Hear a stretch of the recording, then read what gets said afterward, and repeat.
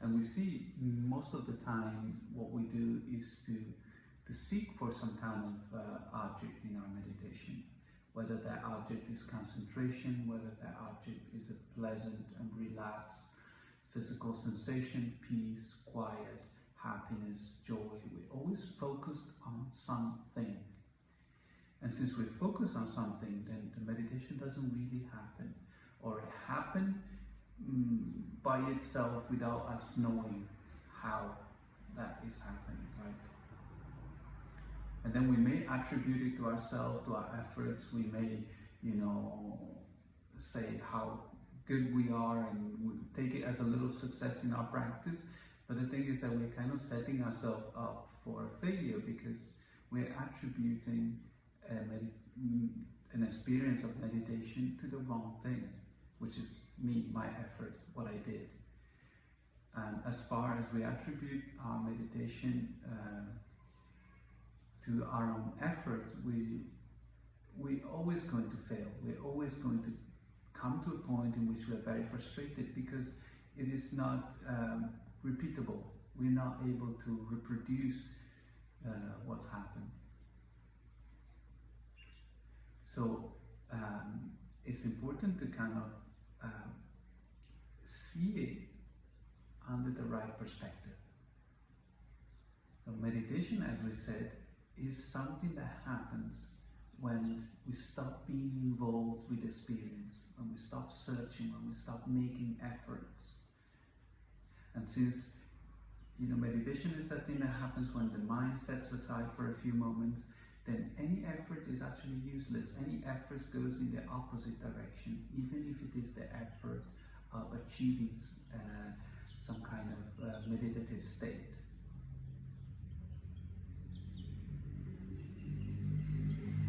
Now, as we listen to this, I think we can already start to experience what we are talking about, because there are two kinds of attention that we can use in our exchange. So there's one attention that is very much involved with language and with the story we are talking about, and then there is one kind of attention which is kind of broader, which is opening up and including all the elements of our exchange. So not just the words, not just the verbal contents of our exchange, but just everything. So you're aware of the colors you see on the screen, you're aware of the screen, but you also become aware slowly of the surrounding, of what's happening around you.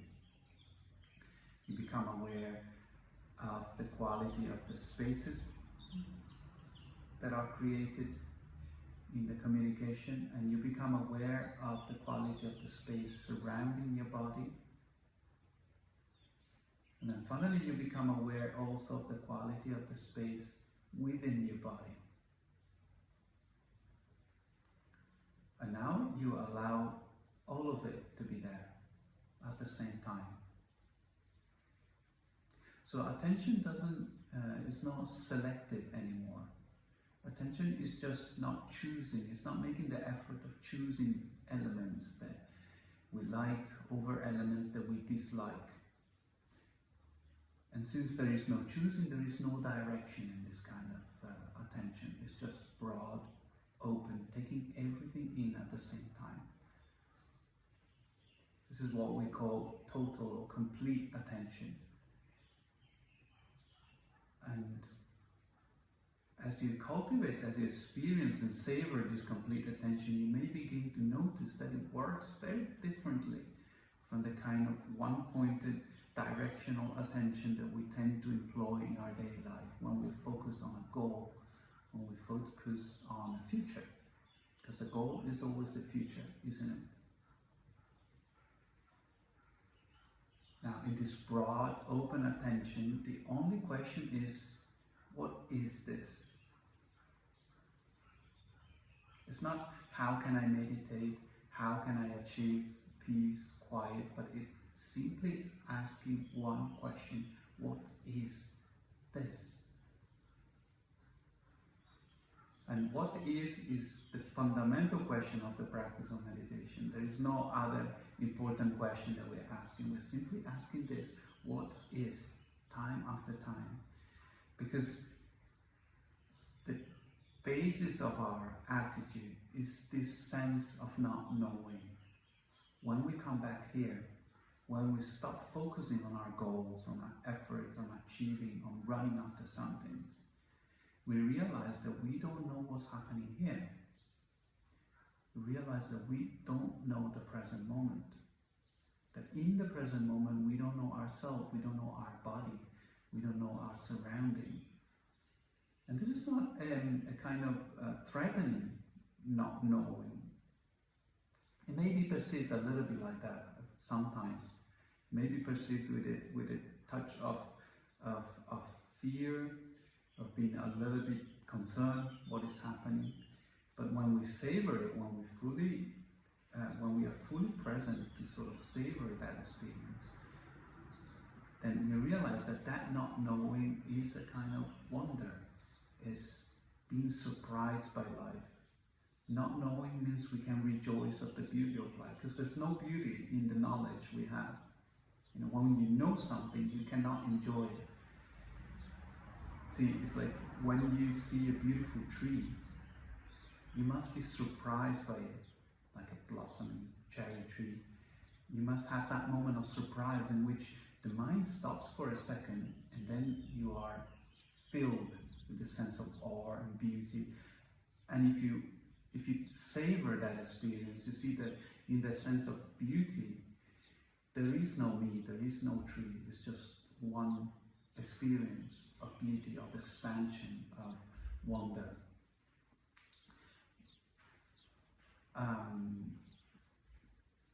But when we are focused, when we say, you know,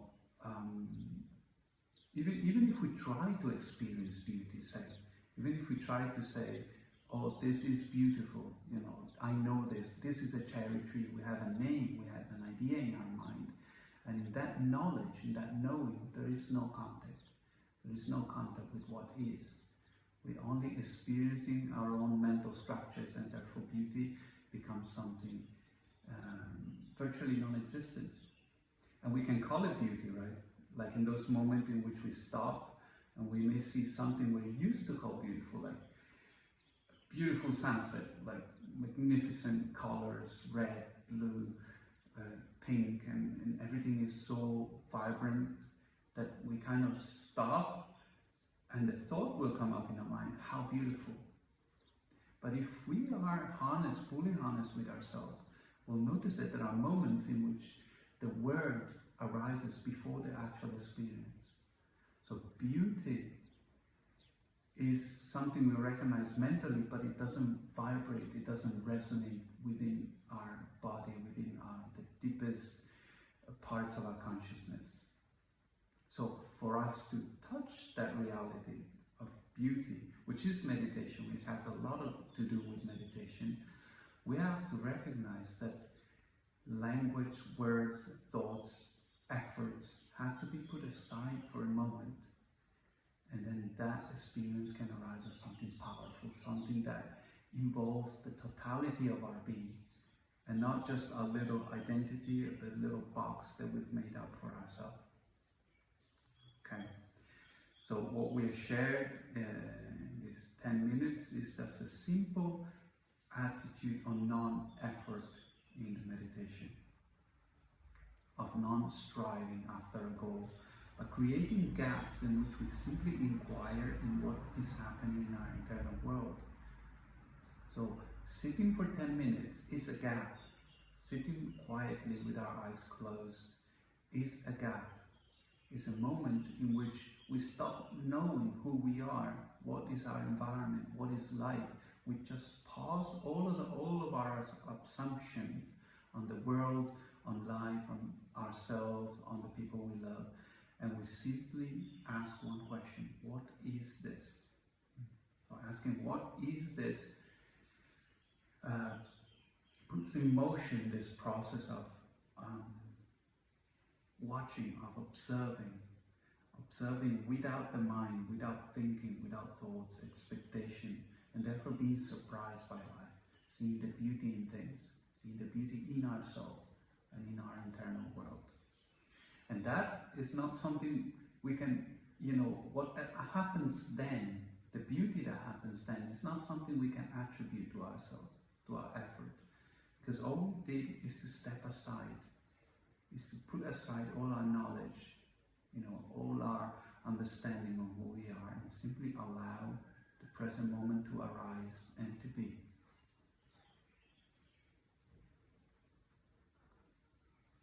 Okay, I hope that this is somewhat helpful to trigger some wish to explore a little bit more our attitude and to step out of that pattern of applying techniques and methods and repeat things in our meditation. Because each time we repeat, meditation is dead. We are not meditating, we're just doing something else. We are training, we are, training patterns in our mind. And meditation has nothing to do with patterns. Meditation is being free of all patterns and watching what is without ideas.